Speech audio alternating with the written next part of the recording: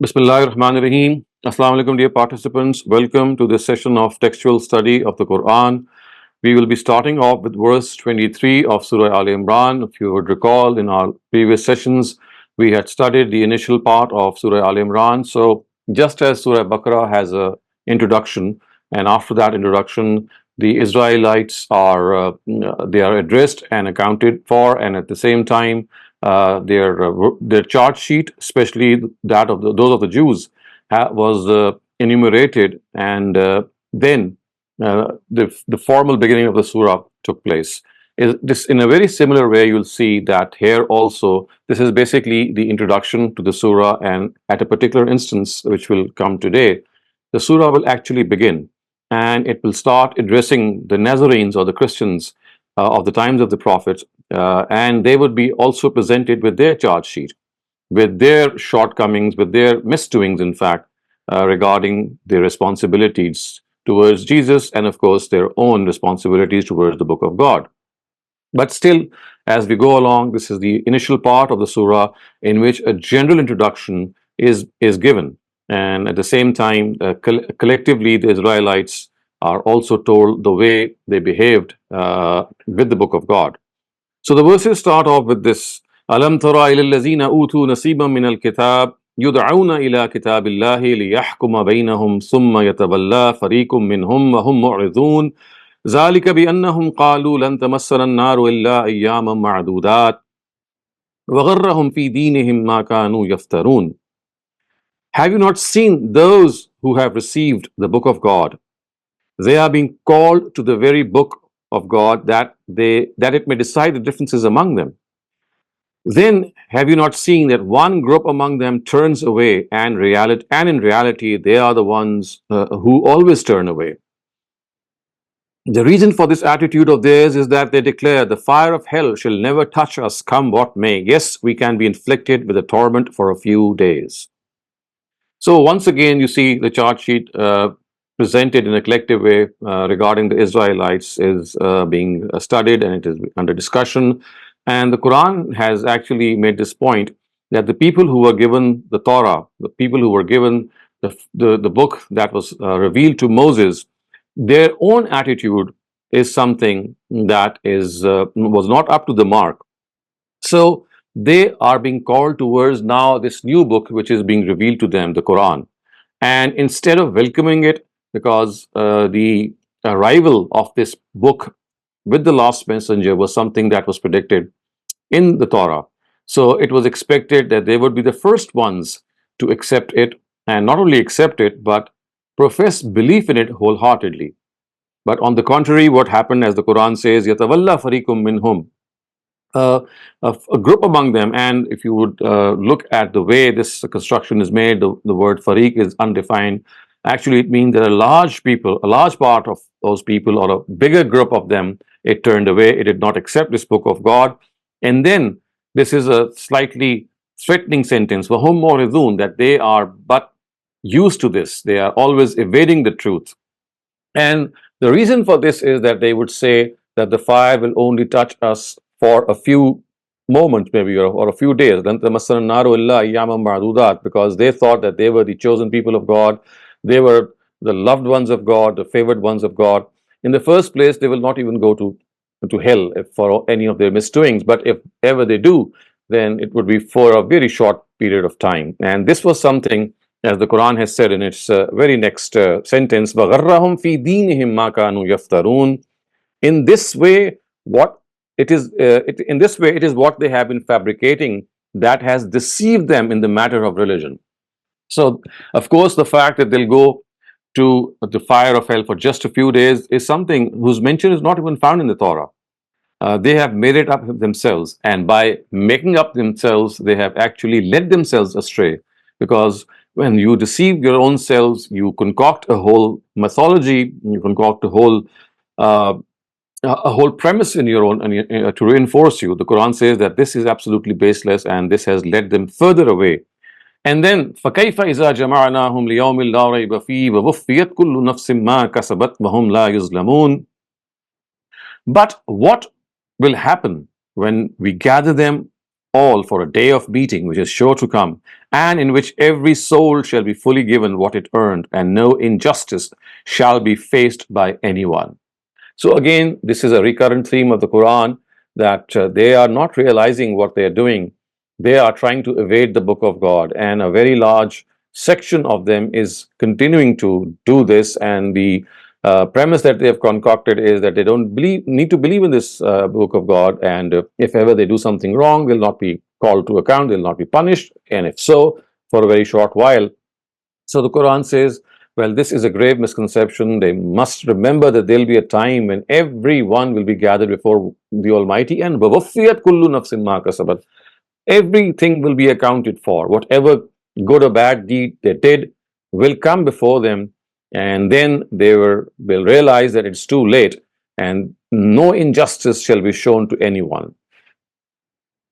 قل اللهم مالك الملك تؤتي الملك من تشاء وتنزع الملك ممن تشاء وتعز من تشاء وتذل من تشاء بيدك الخير إنك على كل شيء قدير تولج الليل في النهار وتولج النهار في الليل وتخرج الحي من الميت وتخرج الميت من الحي وترزق من تشاء بغير حساب. Their era has ended. So now pray you. Now this is an insertion, or this is something of a connection which is Ustaz Ghamidi has made in the text, and the connection basically is that now the responsibility is being handed over to the Ishmaelites, the followers of the Prophet, the Sahaba, and they are now being told that these Israelites, they are done for. They have been deposed from their position of bearing witness to the truth because of their misgivings and misdoings. And now it is your turn to carry on with the message of God and to bear witness to it before other people of the world. And as a result, they are being told that now it is the time that they should pray to God, that it is because of Him that they are receiving this favor. In fact, it's not a favor, it's more of a responsibility. And they should realize that it is God who is handing over this responsibility. It is not a very ordinary matter. It's not something that they should take in a very easy way. It's something very grave, something very, very, very serious. And at this occasion, then on this occasion, when they are being handed over with this responsibility, they are being told to pray. And these words are sublime words. These are words which move us, and you might have heard them often. So it says, God, the sovereign of all sovereignty, you grant sovereignty to whomsoever you please and take it away from whomsoever you please, and you grant honor to whomsoever you please and humiliate whomsoever you please. All good lies in your control. Indeed, you have power over all things. So the basic premise here is that God is handing over this responsibility to them, and He will do so without any hindrance. No one can impede His intention in any way. No one can cause any hindrance. And I have explained this at a number of occasions as well, that this word mantasha or manyasha, when it says that He will do so however much He would like to, or He will do hand over, or He will whomsoever He would like to have a certain responsibility. This expression of will, of course, at all times is qualified by His wisdom, and it does not mean in any way that what is being said is just being done without any accounting for being taking place. For example, whatever is going to be done will be based on His profound justice. So when He says that He will do so, and He will guide whomsoever He likes, and He will take away the power of being the true witnesses from a nation, it doesn't mean that He is going to do it out of any whim. It only means that no one can stop Him. And whatever He will do, as we all know, is going to be based on His own justice and His own wisdom. And that is why the Quran says, بِيَدِكَ الْخَيْرِ, in His hand is all good. He is not going to do these things out of any revenge which is uncalled for, or any recompense which has no basis. It will be based on justice. He is goodness personified, and then the Quran says in Kala Kulli Shayin Qadir, that He has all. I mean, basically, this is the prayer expressed by the Ishmaelites at this occasion, or on this occasion, that you have all the power, Almighty, and in your hand is goodness. And if you are now handing over this responsibility to us, then yes, it is a matter of grave concern that we must not flounder anything, we must not falter. in this regard. And this power that you have is, of course, absolute. And if you have taken away this responsibility and given it to us, we will try to honor it. So, this is how this expression moves from the Almighty towards the believers, and in their own words, it becomes a supplication. And this power and then is then expressed in the very next verse. تولج الليل في النهار وتولج النهار في الليل وتخرج الحي من الميت وتخرج الميت من الحي وترزق من تشاء بغير حساب. We know that you make the night pass into the day and the day pass into the night, and know that you bring forth the living from the dead and bring forth the dead from the living, and you give unlimited sustenance to whomsoever you please. So basically, the words being expressed through the tongues of the believers, the companions, the Ishmaelites on that occasion, of course, tells us when we say, or when they had said, that you have all the power, you can do anything you like. And this is corroborated by the fact that it is you who makes the night pass into the day and the day pass into the night. And it is you who bring forth the dead as living beings, and living beings, he makes you die. He makes them die. So this is something which God has the prerogative to. It is He who can only do it. And then, as you can see, وَتَرْزُقُ مَنْ تَشَاءُ بِغَيْرِ حِسَابٍ, that you are the one who can give sustenance and living and a lot of favors and wealth and riches to whomsoever He would like. So this repeated expression of whomsoever should not be of any misconception, that it is done something on the basis of God's own whim and it has no rule or no principle behind it. We know that, I mean, whenever it is said whomsoever, the basic thrust here, or the basic stress and emphasis here, is that no one can impede God, no one can stop God. I mean, when it is said He'll do it to whomsoever He would like, it just says that He will be able to implement His will. Obviously, His will be governed by His wisdom and justice. But as was the case, that the idolaters would think that their own deities will be able to influence God and win them favors, this is basically negated on such occasions. And also we know that it was not only the idolaters who were inflicted with these expressions, or these, I would say, confessions of polytheism. In the case of the Jews and the Christians as well, they too, especially of Arabia, if you look at Arabia, the Jews of Arabia were inflicted with a very grave form of polytheism, and that was that they regarded Uzair or Azra to be the son of God, just as the Christians would regard Jesus to be the son of God. So they were very similar in this import, and they are being told that none of their deities are going to hold the hand of God if He wishes to implement His will. And وَتَرْزُقُ مَنْ تَشَاءُ بِغَيْرِ حِسَابٍ. لا يتخذ المؤمنون الكافرين أولياء من دون المؤمنين ومن يفعل ذلك فليس من الله في شيء إلا أن تتقوا منهم تقاه ويحذركم الله نفسه وإلى الله المصير.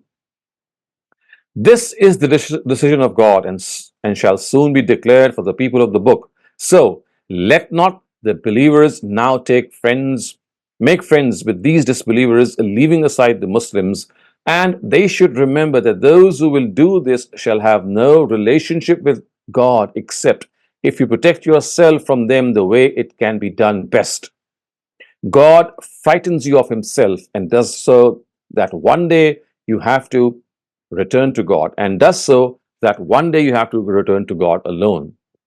This expression, yuhazzirukumullahu nafsa, as you can see in the last part of this verse 28, has a very special significance, and we will talk about that significance in a while. But let's first start off with the opening words, which clearly tell that after this situation has become evident that these people are doomed, and they have been found as enemies of the believers, and they have been they're open enemies. They would like to oppose, they have opposed the Prophet, and they are going to continue to oppose them.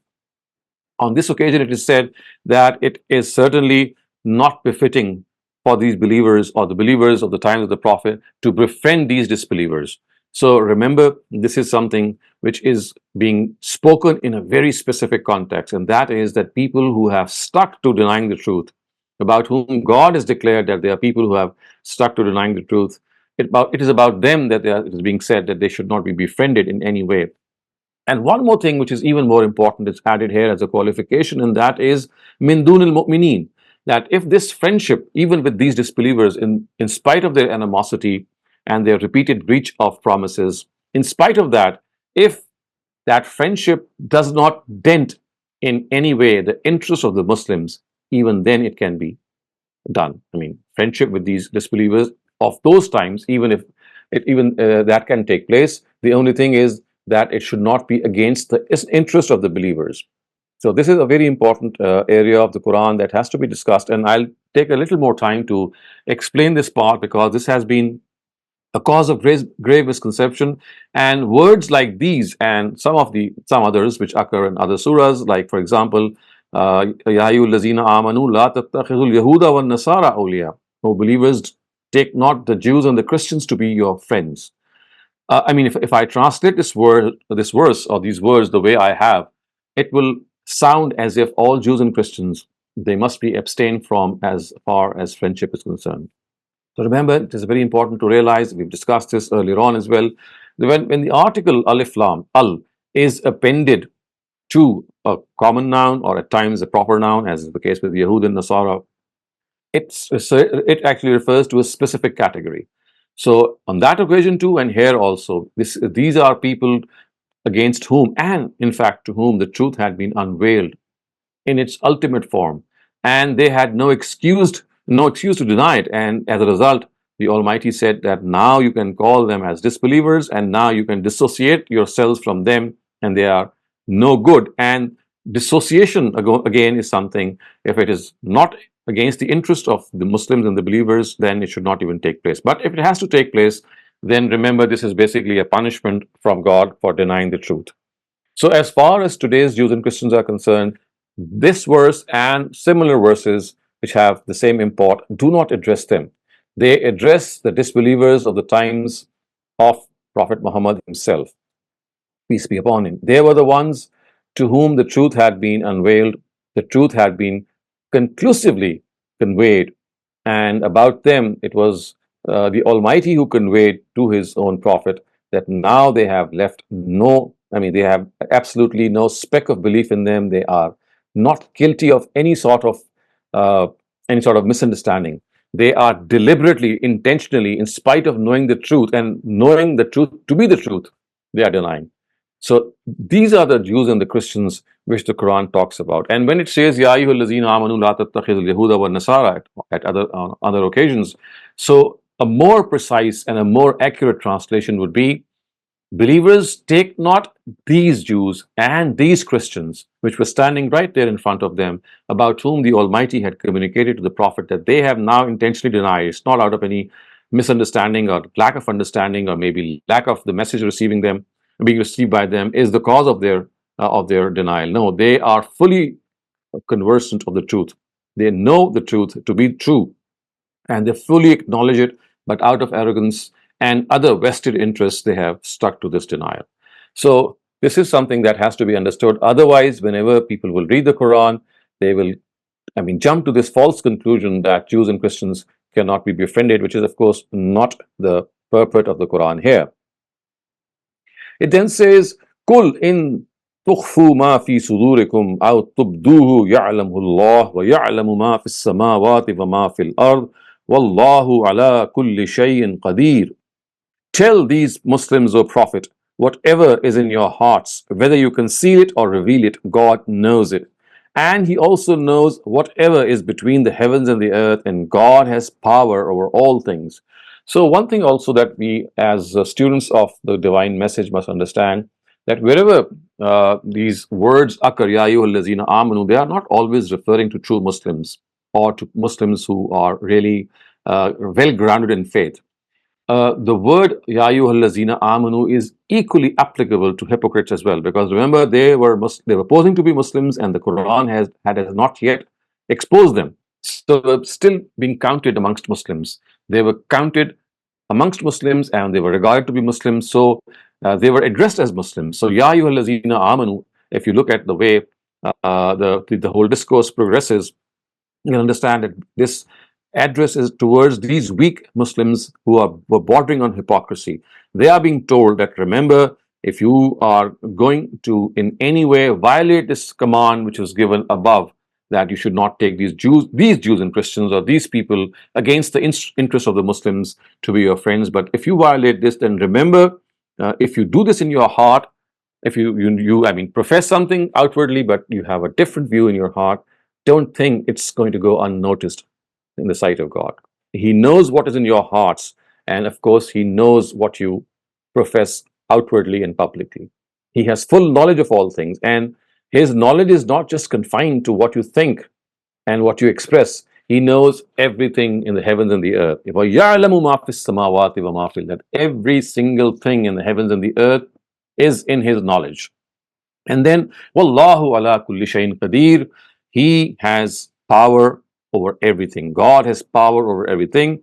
This is a recurrent theme of this surah, and on other occasions you'll find this to be a very commonly expressed motive of the Quran, that God has power over all things. He is the one who is controlling. He is the one who is directing the affairs of this universe. And it is this power actually which makes us have that complete trust in God, which makes us realize that because of His power, He is our protector. If He is going to protect us, the amount of power He has, there is no one who can stop Him from that protection. And if because of any trial He would like to forego that protection for a while, then again it is who is going to do it on His own accord. No one is going to stop Him. He is going to do it because of a certain expediency, because of a certain reason. So no one can stop Him. So this expression of power on the part of the Almighty, which is expressed time and again in the Quran, is meant to give us that assurance, to create in us that trust that the support of God, the power of God, and the way He can deal. I mean, He is someone who can create causes. He can create something which we don't even imagine, means and resources. Because you see, we as human beings, we are always thinking of means and resources. And in the absence of means and resources, we say, well, this thing cannot happen. But they are time and again reminded that, remember, it is we as human beings who always build upon means and resources. For God, it is not like that. He is the creator of those means and resources. So therefore, we have to trust Him. We have to bank on Him. We have to, trust all our problems, our own personal shortcomings, and express them towards Him, because it is He who is going to support us in these moments of distress. So, Wallahu ala kulli shayin qadir, yawma tajidu kullu nafsim ma amilat min khayrin muhdaran wa ma amilat min su, tawaddu law anna baynaha wa baynahu amadan ba'ida, wa yuhazzirukum Allahu nafsah, wallahu ra'ufun bil ibad. The day when each soul will be confronted with the virtue it did and also with what evil it did, on that day it will yearn for a long interval of time should stand between it and this day's presence. This is the counsel of God, and God frightens you of Himself, and frightens you because God is compassionate towards His servants.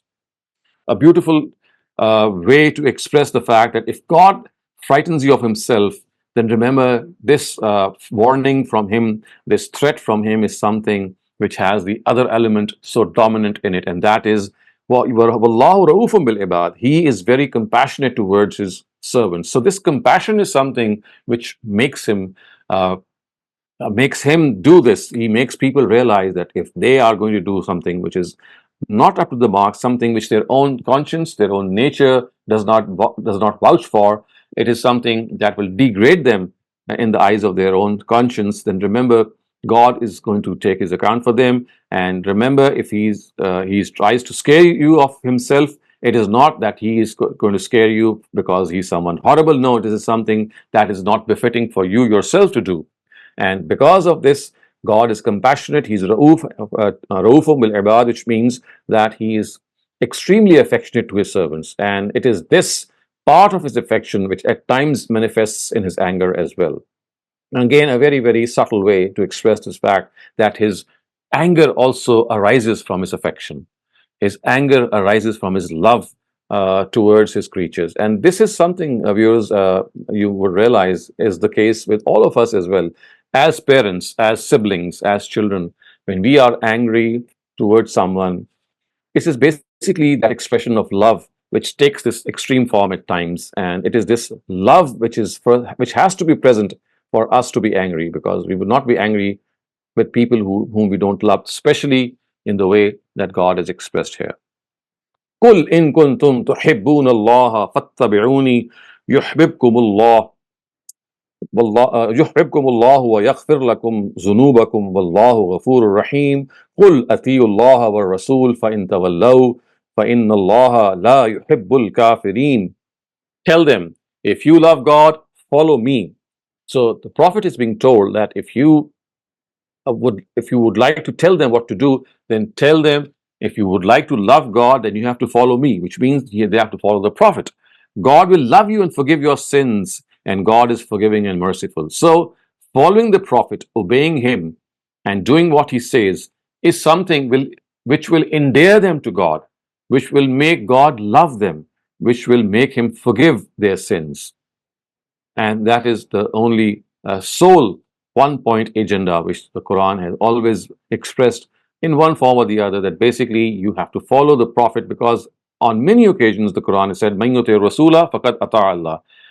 The person who follows the messenger, he in fact follows God, because God, it is on his behest that the messenger has brought the guidance to them.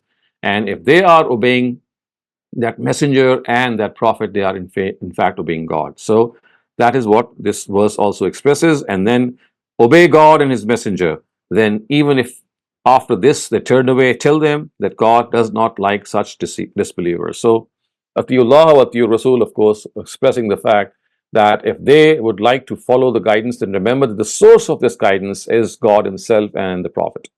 He is standing right in front of them as God's envoy, as his instrument of justice, as someone who is his representative. And therefore, they have to understand this, that if they turn away, then remember, God does not like such disbelievers, because in this case, they would be doing so intentionally, knowingly, and deliberately.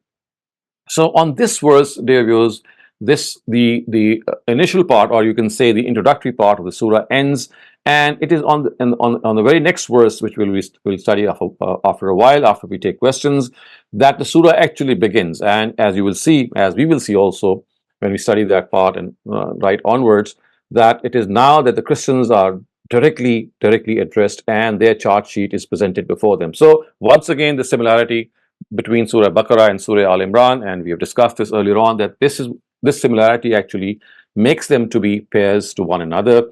They are counterparts.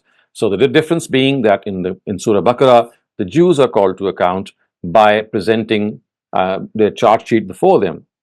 And in this surah, it is the Christians, although Jews are also there, but in particular, the Christians they're called to account, and they are told that this is your charge sheet. It is as if they are being told that it is because of this ignominy that they are facing, I mean, of being deposed. It's not without any reason. If God is granting sovereignty to the Ishmaelites, it is not because of any injustice. It is because of a whole history of 2,000 years in which they have continued to flounder the message, and in fact, it goes well beyond that as well. And that is what has made them ineligible for this position. So, viewers, before we go on to actually begin the surah, which starts from verse 33, if we have any questions, or if you have any questions regarding the part that we have studied today, please raise them. Thank you so much for that, Dr. Saleem. The participants do not have any questions right now, so if you want to continue, I don't see any hands raised. So you can continue with the session. So we can continue with the next part. So now remember, this is now the real opening. I mean, the real starting point of the surah. The introductory part was leading to this part in which the Christians are now called to account. Their charge sheet is being presented, or is presented one by one. But before the charge sheet is presented, of course, some part of their history has to be narrated to them, and they are being told how matters were. And one of the reasons where the Quran narrates such history, as you will see if you compare the Quran, similar portion with the Bible, that on many occasions it is correcting the Bible, or it is correcting the biblical history, because we all know that in the text of the Old Testament and in the text of the New Testament, because we don't have their original translations, there are a lot of discrepancies, in the sense that in the absence of the original text, the translation is something in which the interpreters, the translators themselves have added their own understanding, and it's not out of any malpractice, or it's not any it's not any ill intention in this way, but the fact is that at times you misunderstand things and you think that, well, this is how it should be, and other people then come again and correct your understanding by saying that no, this is not how it should be. It should be like this, because you see that you don't have the original text, so you try to make sense of the translation. Also, on many occasions, if you study the Old Testament and the New Testament, you'll find that historical sources which were meant as an explanation, or maybe something which were recorded to give you that background, so to speak, they have been amalgamated or maybe accommodated, if that is the right word, in the text. And instead of being separated, it's like the tafsir of the Torah being intermingled with the text of the Torah. And of course, not the text, but the translation of the text. So had the original word survived, we could have very easily deciphered that.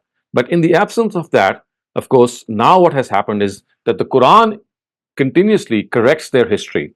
And as we'll see, we go on, the Quran has done that in Surah Baqarah, when we saw that how Saul and we know the Prophet in his times, the way he had accomplished his task, and the way the whole incident was mentioned in the Quran was entirely different from how it was mentioned in the Old Testament. So the Quran corrected that.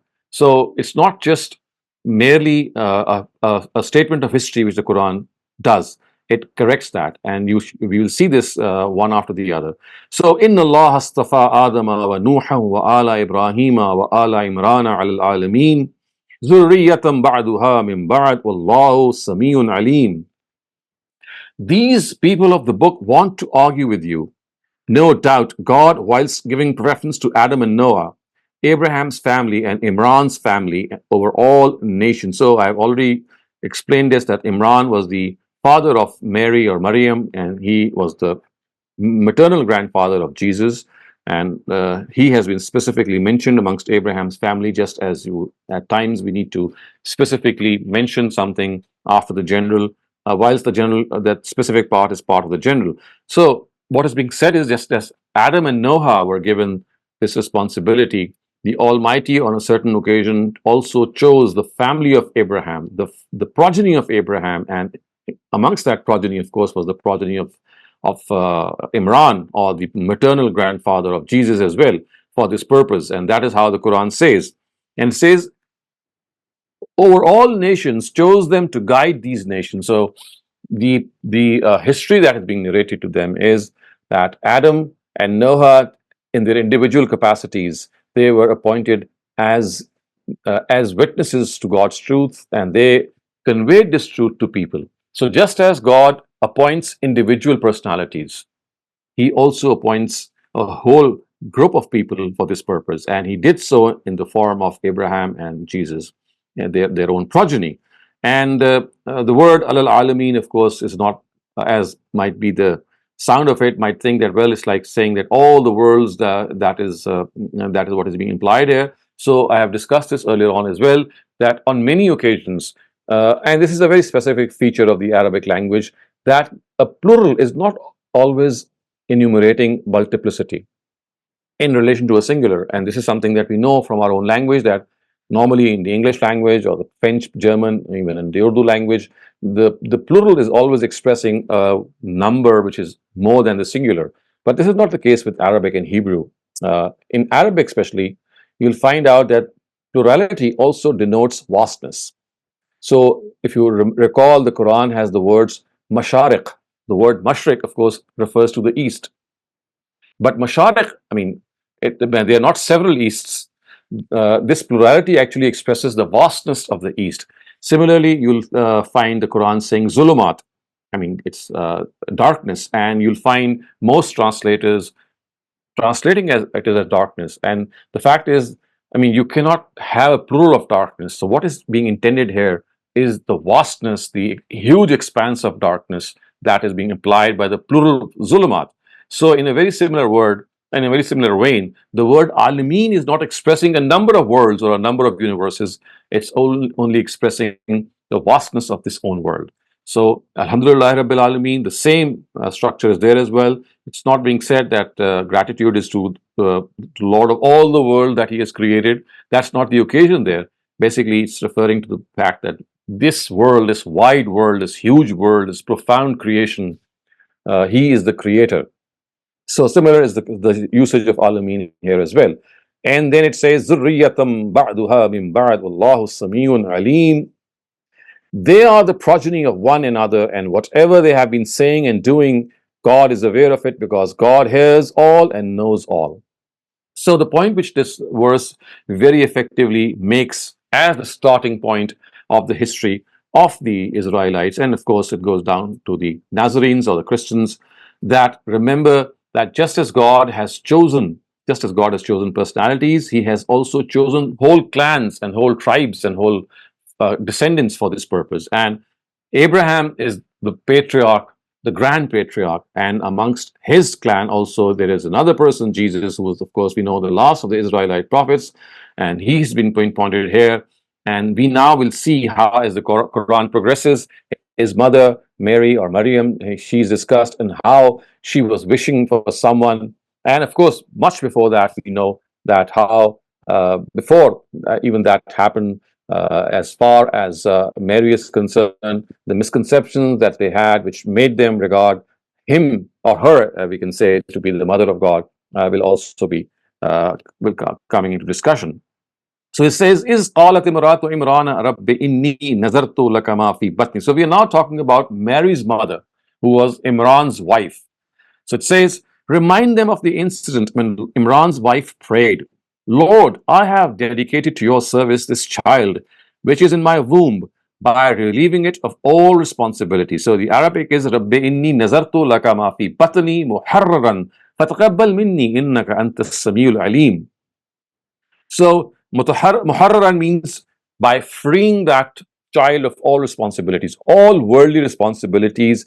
I would like my child to be dedicated to you. So remember, Imran's wife was expecting a male child, because this is how things were in those times, that they would dedicate their male children at times to God, which meant that they will do the service to God, they will not be involved in any worldly affairs. And this is precisely the vow which Mary's mother, or the wife of Imran bin Matan, his full name is Imran bin Matan. So that is how she thought that now that she's pregnant with this child, of course, not knowing what the gender of that child would be, but she was naturally expecting that she would be given a son, because normally it's the son who dedicates, who works for the cause of God. For example, he would be typically in the temple or the worship place. He would look after that worship place, and as we can see, he was the keeper of that place. And because it was the men who would be doing that, so Mary's mother, the wife of Imran, she thought that, well, she would be blessed with a baby boy. So now the Quran says, فَلَمَّا وَضَعَتْهَا قَالَتْ رَبِّ إِنِّي وَضَعْتُهَا أُنْثَى وَاللَّهُ أَعْلَمُ بِمَا وَضَعَتْ وَلَيْسَ الذَّكَرُ كَالْأُنْثَى. Then when she delivered the child, she said, Lord, I have given birth to a daughter.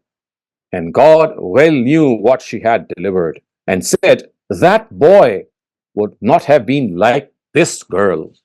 Again, a beautiful expression on the part of the Quran. If you can see and recall, when I was teaching you the course on the stylistics of the Quran, we did come across a very, very common feature of the Quran, which is the parenthetical sentence, which is an on-the-spot comment on a previous part, and then the discourse connects from the previous verse as well. So, Wallahu a'lamu bima wadat is a parenthetical sentence. This part, Wallahu a'lamu bima wadat, which you can see in the translation, is represented such that it is preceded by a dash, and subsequently we have a dash, just to make us realize that this is a parenthetical sentence, and this is basically a comment on what is said earlier on, and the discourse is actually connected from I have given birth to a daughter too, and that boy would not have been like this girl. So basically, this intermediate sentence is just an insertion. Otherwise, if you look at the Quran and the text, the connection would be, then when she delivered the child, she said, Lord, I have given birth to a daughter. That boy would not have been like this girl. So the implication is that as far as the child is concerned, Mary was disappointed, to be honest. She thought that she would be given a boy, because only a boy can do these chores. And little did she know that the girl that she has been given and been blessed with is destined to become one of the greatest women of all time, the way the Quran has expressed her on other occasions. And we will see that in a few verses as well as it goes down, and as the discourse progresses. And said, that boy would not have been like this girl. Well, this is what I have now. So basically, it's her own comment, and she's saying that, well, I wish I had been given a boy, and now that I've been given a girl, I mean, that boy would not have been like this girl.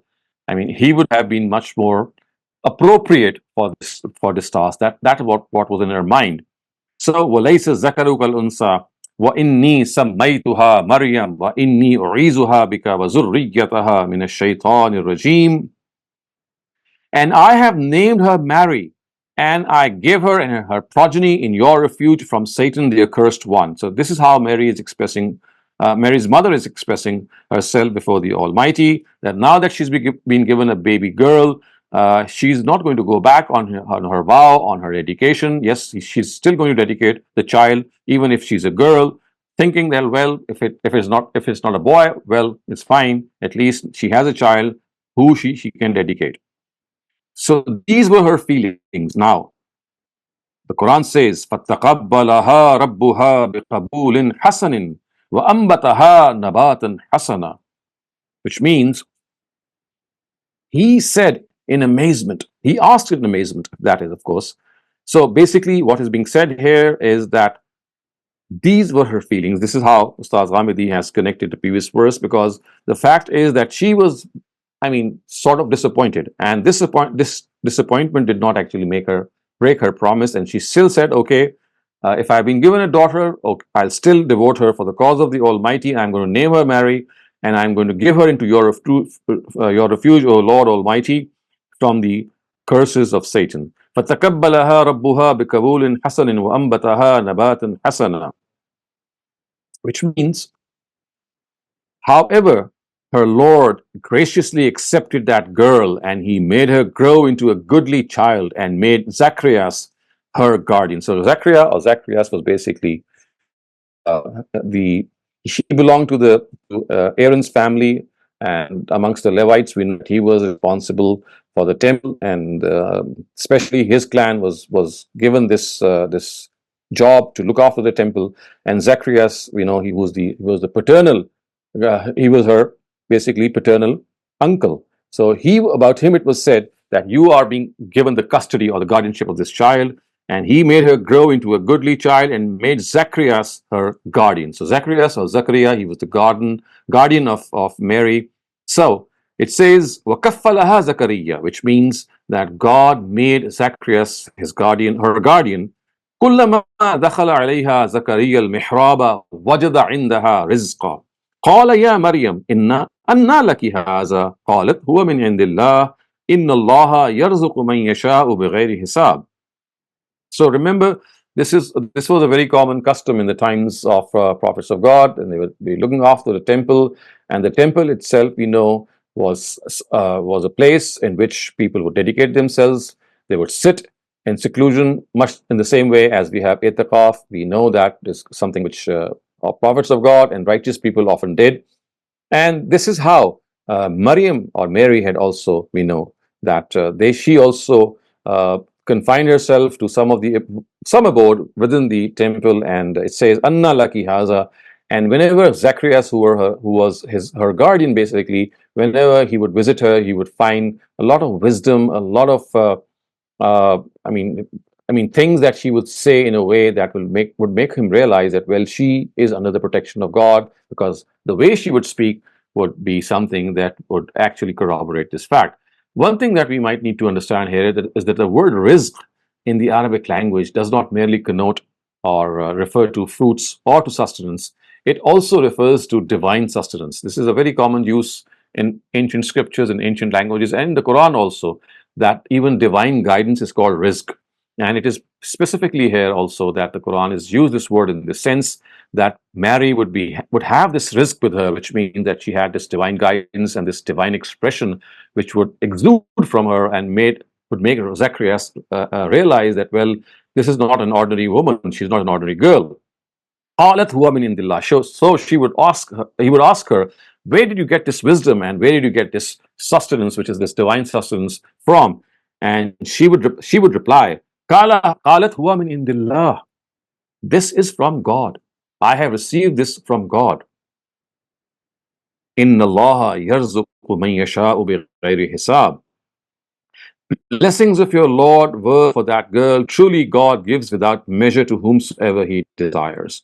So now we find at the same time Zacharias being inspired. He thought, well, if this is the offspring which is born to Mary's mother, then what good? I mean, he would not have been a better witness to such an offspring. And that is something which inspired him. And remember, we know from other parts of the Quran also and from the Bible also that until that time, Zacharias was childless.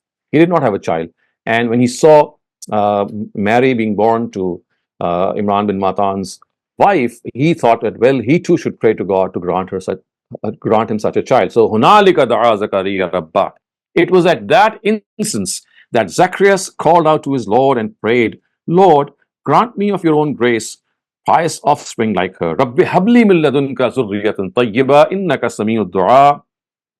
Surely you hear the prayers of your servants. So basically what is being said here is, Rabbi habli min ladunka zurriyatan tayyiba. Oh Lord, just as you have given Imran bin Matan this beautiful child, please also give me someone who can be who could be my heir after me, as we know from other instances in Surah Maryam. Of course, that is a more detailed account of Zacharias and of his son John, who is also called Yohanna. So, قال رب هب لي من لدنك ذرية طيبة إنك سميع الدعاء فنادته الملائكة وهو قائم يصلي في المحراب أن الله يبشرك بيحيى مصدقا بكلمة من الله وسيدا وحصولا من الصالحين. So remember, I was talking to you about the history is a very important thing that has to be at times corrected. And it is here the Quran is actually telling us that Yohanna, or John, who's also called John the Baptist, he was a forerunner to Jesus. And it was he who actually foretold the arrival of Jesus in a very, very vehement way. So if you look at the Bible, you'll find John the Baptist making this announcement that Jesus is about to arrive.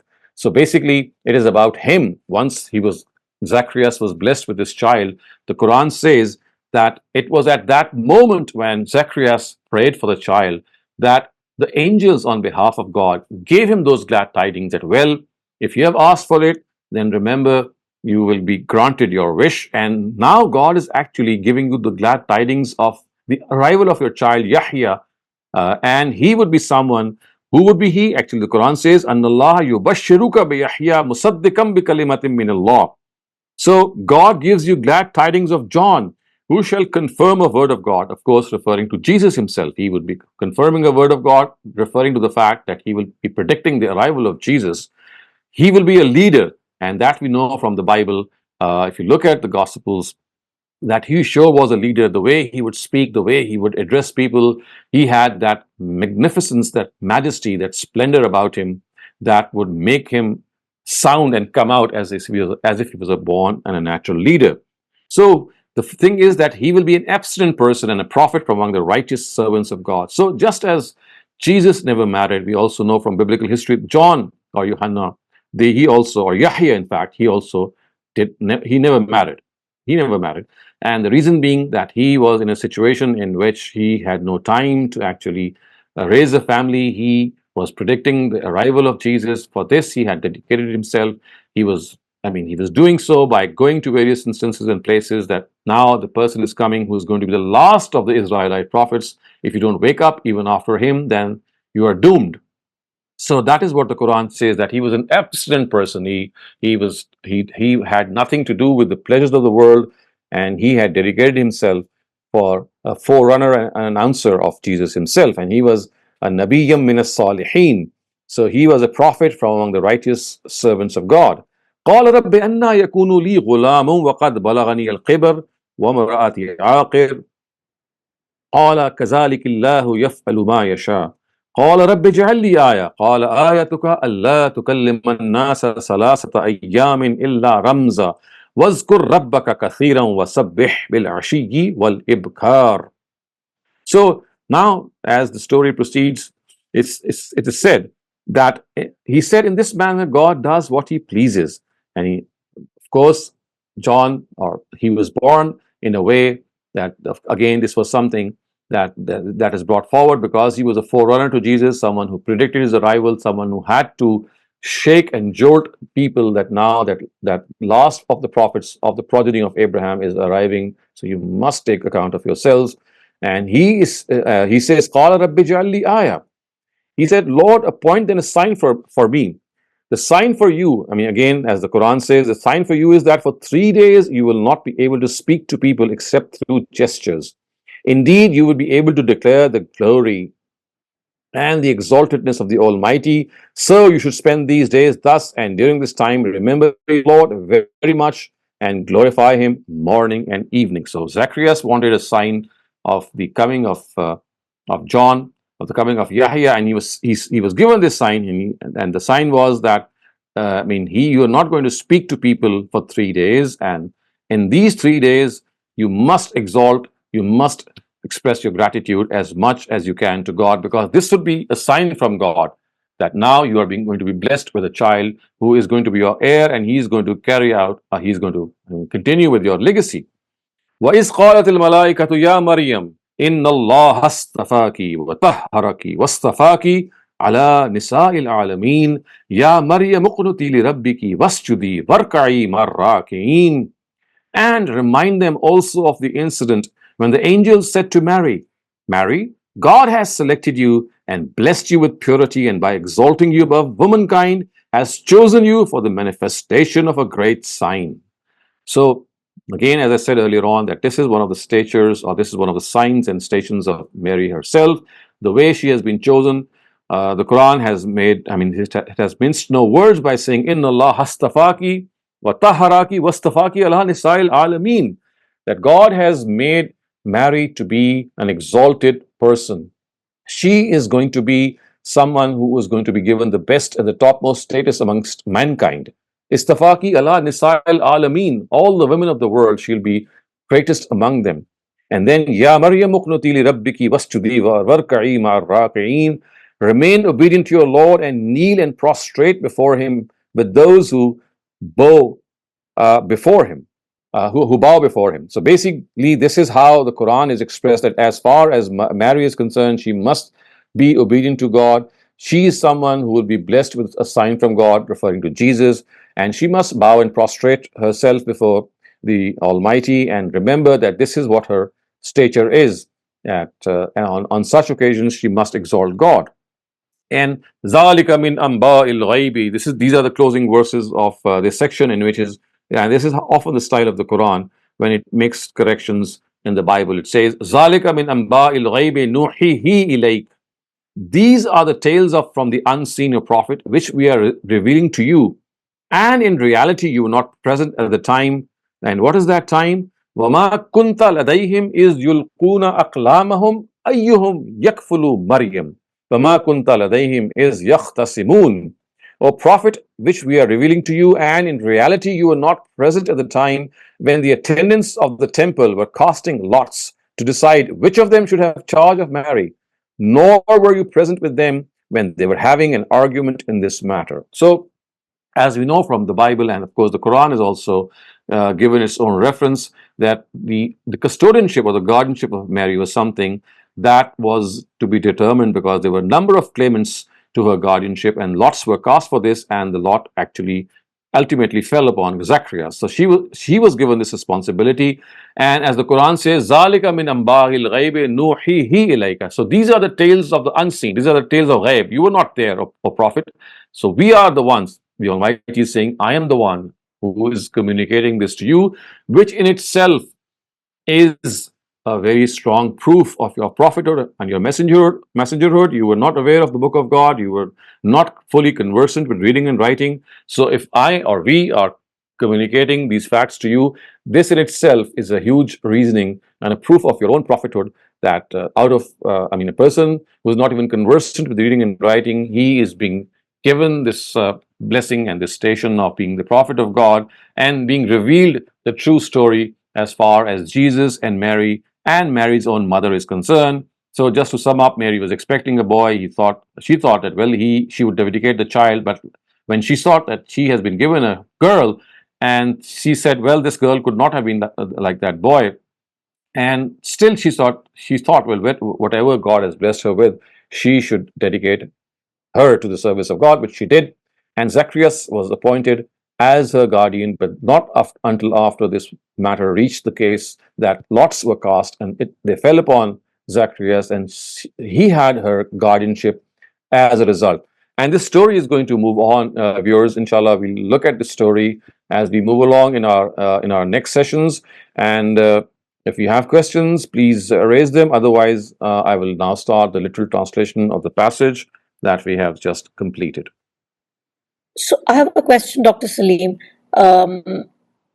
Well, how was this story being related? Was there a prophet at that time when Mary was being born? I am being asked by my admin team to take a short break. They need to do some just 10 seconds break. It's a break for 10 seconds. They have to change the battery, I think. Shiraz Ahmed, if you can hear me, please ask your question. Ji, thank you. Assalamu alaikum, Shehzad bhai. Shehzad bhai mentioned about the plural Alameen, right? And in Arabic, my understanding is, जिस पे आपको opinion चाहिए कि it's used in the sense of plural. That's one way. Another is it's used to, depict majesty, like Mashriqan or Maghriban. There is a third usage, as per my layman understanding, which I heard from Dr. Israr, may Allah be pleased with him, a long time ago. For example, when you say Alhamdulillah Rabbil Alameen, so he used to say in Urdu, Tamam Jahan Walon ka Rab. In English mein matlab all.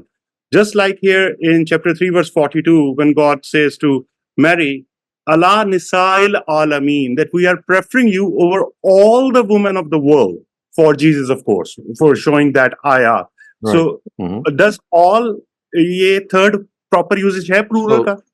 Yes, this is also correct. You see that in that case there would be a suppression of a genitive, so of a governing noun, in fact, and this would be something like Allah Ahlil Alameen, Allah Ahlil Alameen, over all people of the world. So actually, the word is not a single. I mean, it's not a standalone word. It has the word Ahl suppressed just before it.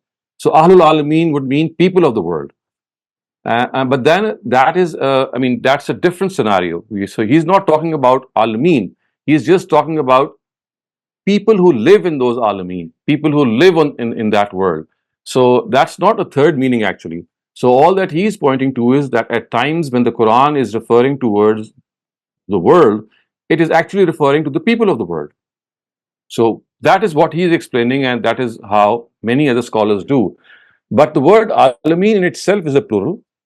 That plural is something which, as I said, either denotes being of a large number or more than one, and it also denotes not majesty, in fact, vastness. So Masharik is something which is actually denoting the vastness of the east, and Magharib is the vastness of the west. And there are many other examples that you can see. And if you would like to find out more detail, then there is a book called Asalibul Quran by Ustaz Amin Farais. I've tried to take most of his examples in my own book, Stylistics of the Quran. It's a chapter in my book, so you can look it up as well. So a number of examples from the Quran have been cited in that book, which will tell you how basically the plural is used to signify the vastness of something. So basically there are two meanings. What Dr. Israr Sahab was referring to is not as much as to the word Alameen as much towards the fact that there is a governing pronoun, a governing noun suppressed before Alameen, which is Ahlul Alameen. Thank you for that, Dr. Saleem. Sorry, इस verse में फिर जरा एक दफा दोबारा बता दें, मतलब क्या होगा निसाइल आलमीन का? I mean, all the women of the world. I mean, the world here is not referring to all the worlds. Like, for example, there are several worlds and there are several universes. So basically, what is being referred to here is all the women of the world. All the women of the world. And Alameen, the plural here, is not referring to all sorts of worlds, but referring to the vastness of this world. So if I translate it to mean that she has been chosen as someone who's superior to all the women of the world, so I can translate it as world, not worlds, not a plural. So we will just translate it as that she's been chosen amongst the top women of the world, of this world that we live in. Okay, thank you. Fabia Ahsan, if you can unmute your mic and ask your question. Yeah, well, I have two questions. I would request to let me ask the second one in the end. Okay. My first question is, at one hand, we say God doesn't go against the Sunnah, the ways He is running the world through. I'm sorry, For could you example, please, Fabia, could you speak a little louder? I could not get your first sentence. Okay. Saji, at one hand, we say God doesn't go against the Sunnah, the ways He is God running the does not world. go against the Sunnah. Okay. Yeah, the way He runs the world. And for Mhm. example, we say Miraj is only a dream. Whereas on the other hand, we say Isa alayhi salam born in an exceptional way. This thing Mhm. confuses me a lot. Why God will go Mhm. against Sunnah here, even while punishing nations like Ad and Samud, God did natural disasters. Why then in this case he went against Mhm. Sunnah? Actually, this is a very common misconception, and people often cite this word to mean that God does not go against His Sunnah. That is not the correct translation of most of these verses. Wherever they occur, just take them out and study them one by one. Wherever they occur, it's the words are "Lan tajdala sunnatullahi tabdila," which means that God would not violate His practice. And what is that practice? That practice is mentioned just before those verses, and that is that He sends His messengers in this world. They are given the truth. People who deliberately deny them, they are taken to task and they are punished in this world. This is the practice that is being referred to. The physical law is not the practice which these verses refer to. It is only when you pick up this verse out of context that you think, well, God has a physical law. He's made this world in a certain way. He creates people through genders. People are not born without fathers. So this is how people generally think, because they translate the word sunnah as the physical law of God, as something on which this world has been created. But in the context, if you pick up any of these verses, you'll see that the physical law of God is not being referred to. The practice of God regarding His messengers is being referred to.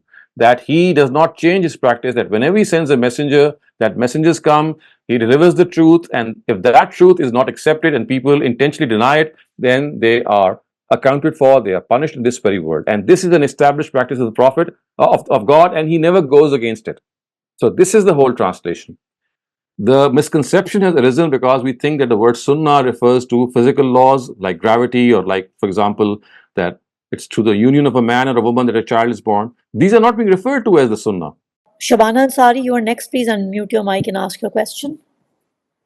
अस्सलाम वालेकुम वालेकुम अस्सलाम। Doctor साहब, ये मेरा net कुछ problem कर रहा था, तो जिस वक्त आपने ये बताया कि वो डिवाइन सस्टेनेंस के बारे में कि जब हजरत जकरिया वहां आते थे तो उनके पास रिस्क का इंतजाम होता था, तो वो मुख्तलिफ तफसीरों में तो है कि बेमौसम के फल होते थे, फ्रूट्स होते थे, तो वो मैं सुन नहीं सकी, वो क्या चीज थी?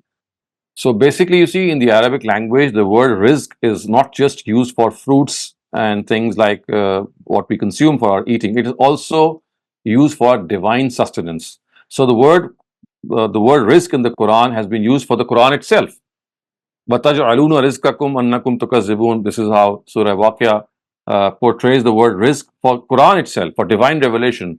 You will also find Jesus to be saying that in the Gospels, when he says that man doesn't live by the bread that he eats, he also lives by the sustenance that he receives from God. So the word sustenance does not merely refer to physical sustenance, it also refers to spiritual sustenance, which means divine disclosures, divine manifestations, and of course, the fact that she was blessed with these divine words that she must have expressed before Zacharias, and he must have been impressed by that. So basically, the way she would speak to him on behalf of God, or of course, she was not a prophet in any way, but she was blessed with this wisdom from God, and that is what she expressed. And that wisdom, the way she would converse with Zacharias, the amount of wisdom that would have, is referred to as rizq. And that is what astounded Zacharias when she said, "Anna laki haza, where have you got this wisdom? How have you acquired this wisdom?" And she replied, "Huwa min indillah." It says from God. Okay, thank you. Siddiqa Sadiq, please unmute your mic and ask your question. Assalamu alaikum. Walaikum assalam. I just want a little bit of a clarification from you, Bhai, about Prophet Zakaria asking for the signs, the nishanis. It just doesn't sit well with me that a prophet of God was unsure whether he was imagining something or something was actually happening. This is something which is, I mean, common at the times of prophet, because you see, these are the things that that at times, I mean, they could have this confusion that maybe this suggestion is coming from some other source and it's not from God Himself. So, because of the fact that he was being given this suggestion from the Almighty, he wanted some sign that that could prove that, well, it's not from Satan, not from any evil spirit. Because you see, when prophets of God, they are given such signs, and Zacharias was a ripe old man in his old age, so he just wanted to confirm that how would this happen at like this. Of course, the scheme of God could be something, but just to be fully sure, that's how he presented himself. That if he could be given some signs as an assurance. This is much like what happened to Abraham when he said to God. Remember, this is what he said in Surah Baqarah. He said that, how do you give life? I would like to know that. And God asked him, don't you believe? He said no. And the word he said, liyatma'inna qalbi. No, I just want that assurance in my heart that I am fully aware that it is from you. Yes, what you are saying is absolutely true. So remember, prophets of God, they are also human beings. They are also people who need assurance. They are also people who need that affection. And you'll find this assurance being sounded to prophets of God on many occasions in the Quran and in the previous scriptures. So this is more like an assurance, not that he was afflicted with any doubt about the power of God. Yes, of course, he knew that God would do it. It was just for his personal satisfaction, as I said, much the way that Abraham had demanded. Thank you very much. Thank you for that, Dr. Saleem. We have a question in the chat. Can you please clarify the relationship between Zacharias, Yahya, and Mary? So Yahya was his son, and he was the paternal uncle of Mary. Zacharias was the paternal uncle. I mean, he was the husband of his maternal aunt, of her maternal aunt, Mary's maternal aunt, her mother's sister. Okay, I have a question, Dr. Saleem. So Yahya was his son. Okay. Yeah. So Yahya was a cousin. No, Yahya was his son. Yahya was Zacharias' son, and Zachariah himself was Mary's paternal uncle.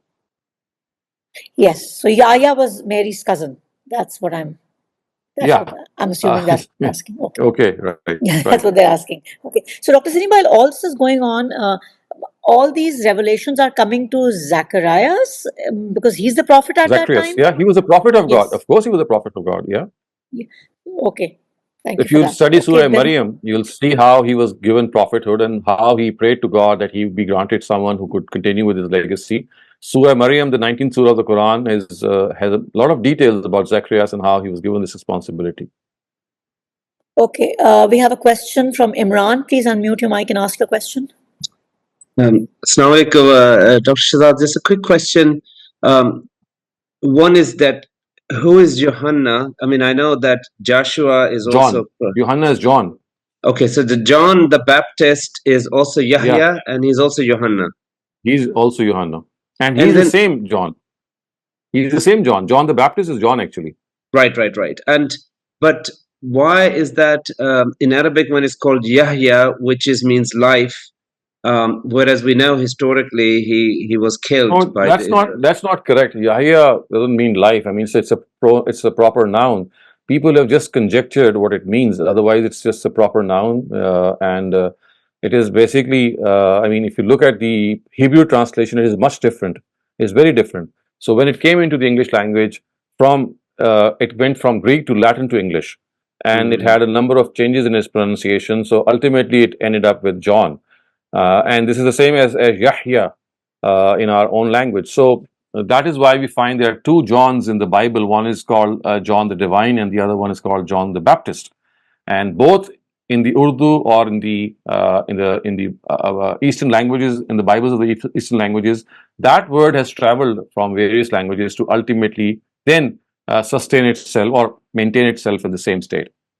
So it's not that it has come from one language directly into our own language. It has traveled from 2 or 3 other languages and then entered this language. I see. The last book, which is the Revelations of Johanna, as they call it, Yeah. is that from John the So Baptist? no, he's a different John. So he's John the Divine. His name. This is John the Baptist that we are talking about. He's the forerunner to Jesus. And then we have another John who is called John the Divine. He's a different John. Is he the disciple of Jesus that was well-known disciple? He's no, that's not. Basically, it's John. I mean, if you're talking about John the disciple, no, he's not the same person. Okay. Although I do think, if I recall, that there are people who do regard John the disciple to be the same person, but I cannot say with certainty whether the two are the same. But what I know from certainty and what people have expressed, because the way things are in the Bible, we know John the Baptist was someone who was specially sent as a harbinger, as a person who would herald the arrival of Jesus, just as Jesus is going to herald the arrival of Muhammad. So there was this prediction which was found regarding Jesus in the ancient scriptures, that he is not an unintroduced personality. He will be introduced by previous prophets, and there'll be a prophet before him by the name of John who will come and announce his arrival. So basically, they were awaiting his arrival because John was someone who was already in their scriptures, he was a person who would be heralding the arrival of Jesus.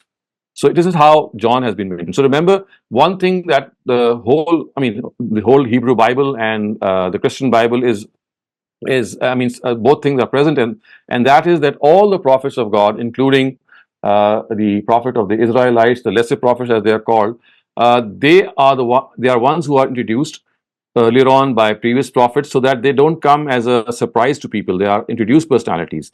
And in the case of the Israelites, this would often happen, that the next prophet would be living and he would give that baptism.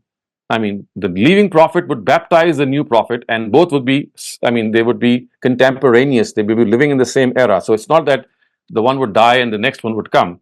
So in the case of the Israelites, they were all contemporaneous, that the next prophet would often be living in the time of the previous prophet, and the previous prophet would baptize the next prophet, that now he is going to continue with my task. So this is how things were.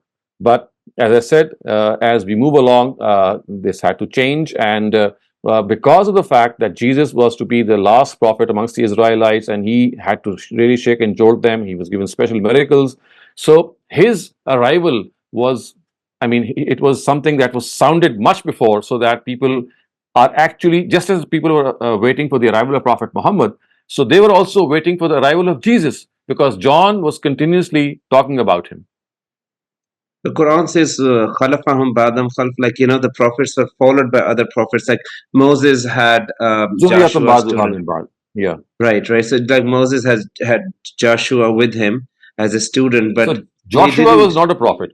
So remember, Joshua is not a prophet. Joshua was just a student or a disciple of Moses. I see. So he didn't end up becoming Yusha bin Nun. Yusha bin Nun never became. No, they were not prophets. They were his disciples. These were the two people who stayed with him, Caleb and Joshua. They were the ones who said that, we will be with you if you decide to invade Jerusalem, which was the command of God. But the rest of the Israelites said, "Fazhab anta wa rabbaka faqatila." You go with your God and you fight with these. We are going to stay here. So the only two people that were, of the same opinion and they followed Moses were Caleb and Joshua. Thank you very much. Yeah, that's the name they call it, Caleb bin Johanna, I think. Also, I could be wrong. Oh, no, it's Joshua and Caleb. They are two different people. Right. So they're two people. I was just saying that Caleb's full name is Caleb bin Johanna. I think I have heard somewhere, but I could be wrong. So I don't think so. I haven't heard Caleb in Caleb, son of Joshua no. Maybe you need to double check. Otherwise, he's more famous by the name Caleb. I see. Thank you very much. Thank you for that. Shiraz Ahmed, please unmute your mic and ask your question. Thank you, sister.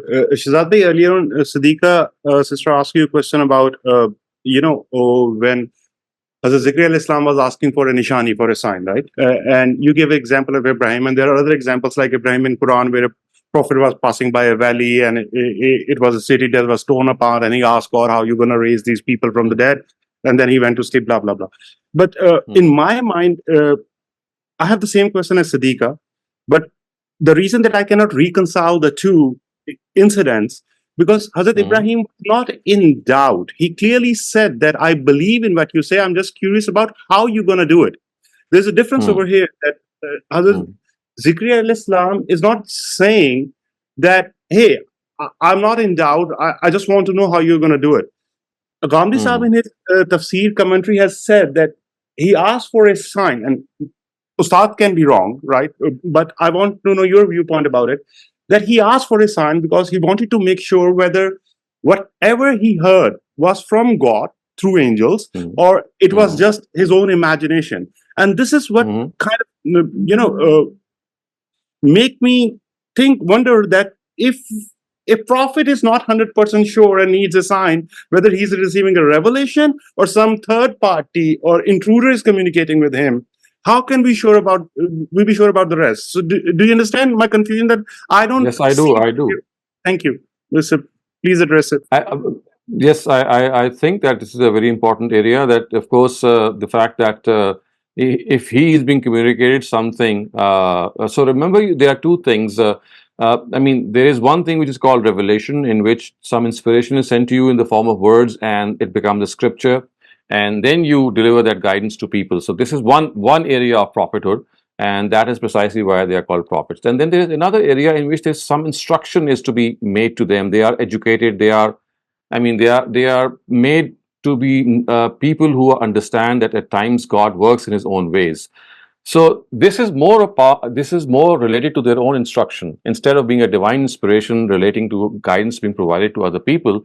This part of the Quran, or this part of Zacharias being given these glad tidings of a child, is something that he himself was. I mean, he could not grasp it, that how God, against the fact that he's grown old in his life and he's going to give him a child. Yes, of course, the power of God is something that can do anything. But I think it's just the human part of being a prophet that needed that assurance. And that human part is something that never subtracts itself from any prophet of God. All prophets are human beings as well.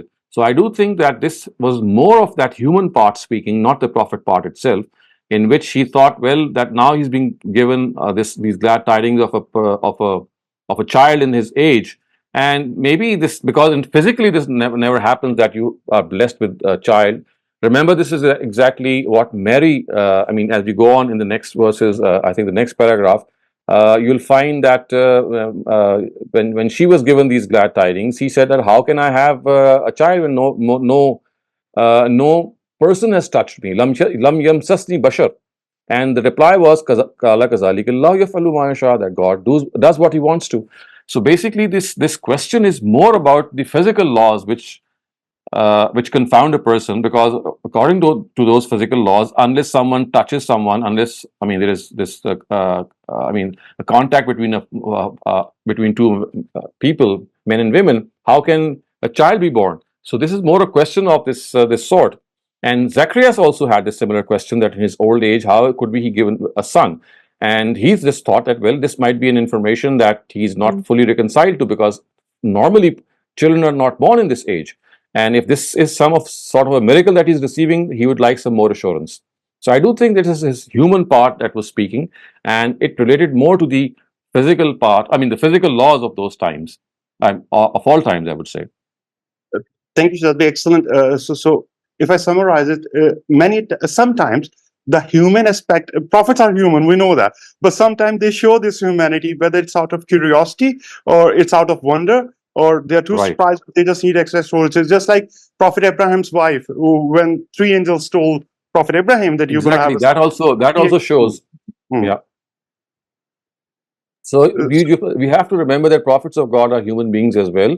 Yes, they are guided by God, but that human element always stays with them, and that human element makes them worry. So remember, this is how the mother of Moses, and we know from the Quran, she was sent a revelation from God, and God said to her that, don't worry, I'll return him to you one day. You just put him in the basket and let it flow in the river. And in Surah Qasas, God says that had it not been this assurance that God had given her, she would have been totally floored, because how could she have consigned her own son in a basket and just and let him loose in the waves of the sea? So these are God's ways to assure people, and on this, by the same token, we are made to understand this, that in spite of being prophets of God, in spite of being righteous people, in spite of being recipients of God's assurance and revelation, they are still human beings, and God addresses all that. Those aspects as well. Thank you very much, Shehzad. Thank you very much. Thank you for that, Dr. Saleem. Akram Bhatti Saab, please unmute your mic and ask your question. Sir, today's discussion actually confused me in my mind in a couple of ways. One, that John the Baptist, and if he is the same person, we call Hazrat Yahya al-Islam, who was born Zachariah. Actually, Zachariah. No. Zacharias is the father of John the Baptist.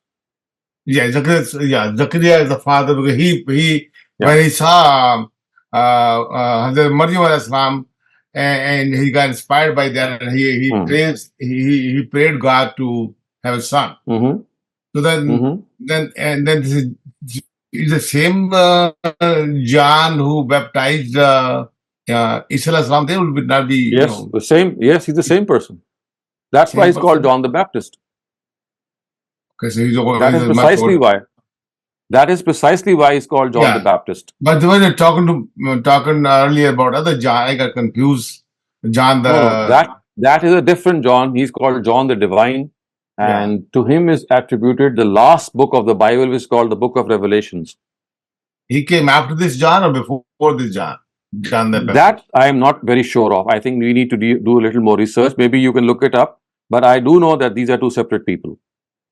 That's what I got confused about. And one more small question that I got confused about was about that story of that donkey and the person. Was that Ezra? No, yes, most probably. That's a different prophet. He's another prophet. And I know, but today we had so many decisions. I'm sorry. Yeah, so many scholars think that he was actually Ezra. Okay, yeah. So I got confused. All this long discussion today. So these are all different people. Yeah. Thank you, sir. Thank you for that. So we have a question in the chat. Dr. Saleem, what is baptized and how did the Israelite prophets do it? So baptism is like an authority given to the next prophet, that now you are in charge after me. Now you are given this divine role of being a prophet after me. So God communicates this to his prophet. This is what happened in the times of the Israelite prophets, that every departing prophet, he would baptize the new prophet. He would sort of give him the authority. He would hand over the baton to him, that now I am leaving, and now in my place you are being appointed as the prophet of God. This is what baptism was. And about Jesus himself, he's Masiihullah. He's someone who was baptized by God, because of course no one could have baptized him. So it is this expression which God has said, that it's God who has baptized Jesus himself, as he's being sanctioned as the prophet of God. So this is something which I just wanted to add. Otherwise, baptism is something in which the previous prophet was given this authority. The previous prophet would give this authority to the next prophet, that now you are in charge. Okay. We have a question. Riaz Khan, please unmute your mic and ask your question. Salim, Doc. I just have some confusion between the relationship between Zachariah, Yahya, and Imran, his wife, and Maryam. So what is the relevancy here of Yahya in this story here? The relevancy here is because he is the one who foretold the arrival of Jesus, and this is something which was known to them. So they were waiting for the arrival of Jesus. I just explained this, that just as Prophet Muhammad's arrival was being expected in Arabia, because Jesus had foretold about him 500 years ago. So in the Bible also, and the righteous Christians of those times, they were waiting for the arrival. They were waiting for the arrival of Muhammad. So the Christians too were foretold many years before that there's going to be Jesus coming.